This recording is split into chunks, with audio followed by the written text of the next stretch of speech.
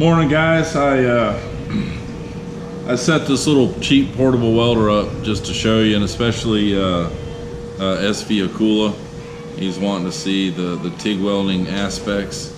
This is that same $200 clutch welder. They've changed it. I've seen it yesterday. It's a little bit bigger, and it's got a little tiny switch between TIG and stick, and it's $209. If it's anything like this one, I have tortured this thing. It's worth every penny. Akula, just to show you, this is one of my small portable bottles. I bought this to go to like the landing or someplace where I didn't want to carry a 80 cubic foot bottle, even a 125. I've got one about twice this size. Both of these will end up on the boat. I may put an 80 cubic too, but these are all my bottles are owner owned. And to give you a quick rundown, this is a Weldcraft TIG unit. It's old. It's a WP17F. All you have is an argon line and the hot lead right here. You got a positive and negative, which you switch around for stick welding. I've always remembered it. Negative ground is stick welding, so it's a positive ground to TIG. And this does not have a foot pedal. This is a scratch TIG.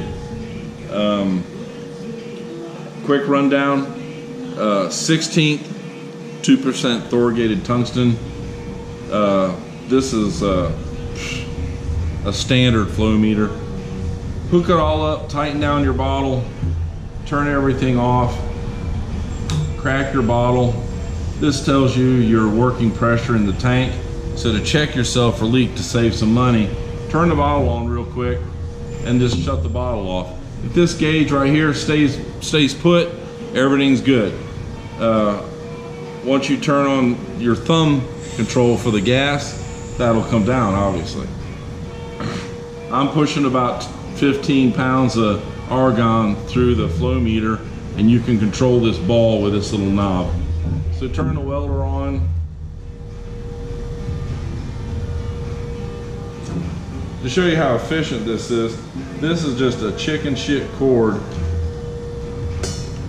coming out of the wall across my welding table. And I've got it set at about, according to this dial, 35 amps. You got to play with it to see what you're on. I've tacked this together, and I'm just going to show you the pulse this welder has compared to those pans I was making. Bear with me 1 second.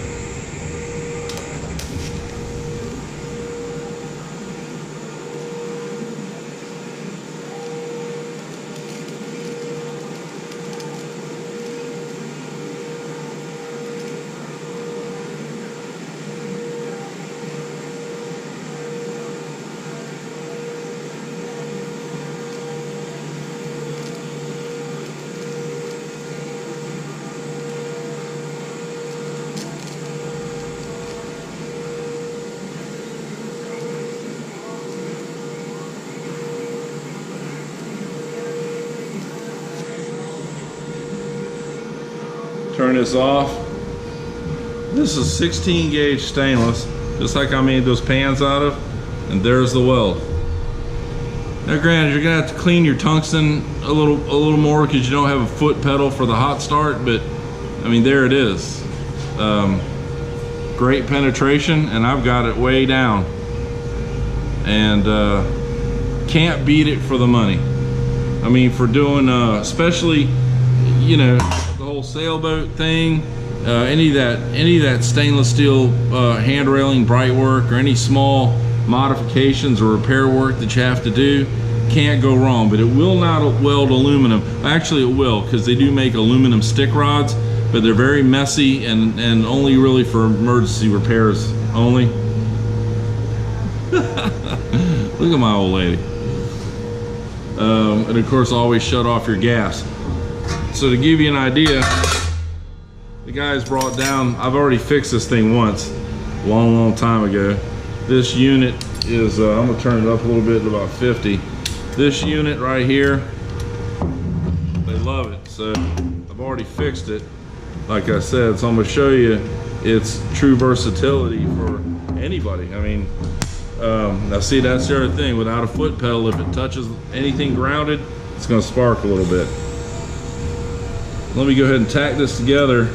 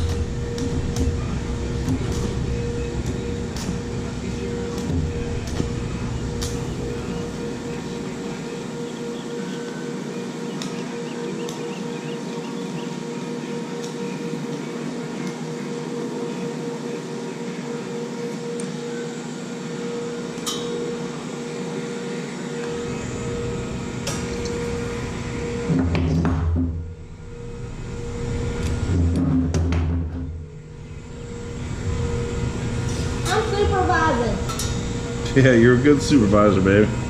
Couldn't do it without you.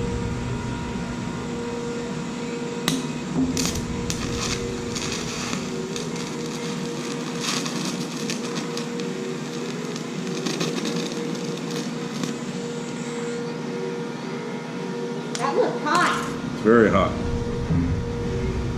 It's glowing red.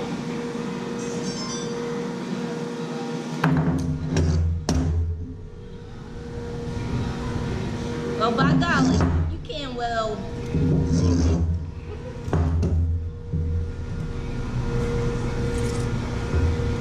And this old well's got a crack in it, so I'm gonna fix it. This thing don't want to get it around for something. Ah, it's hot, hot. That was my thumb.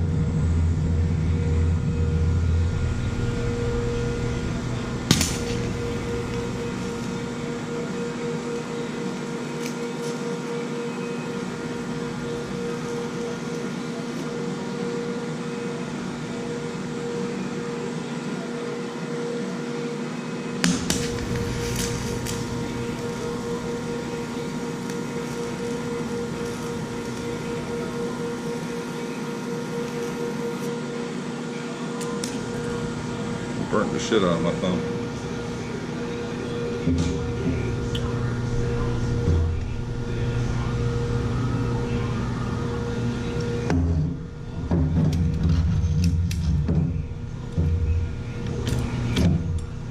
Oh shit.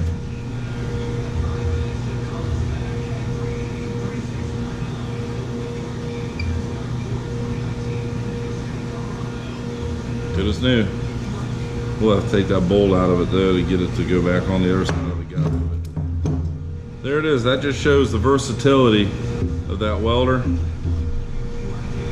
and the portability of it. I mean, that's really the key. Not to mention the expense.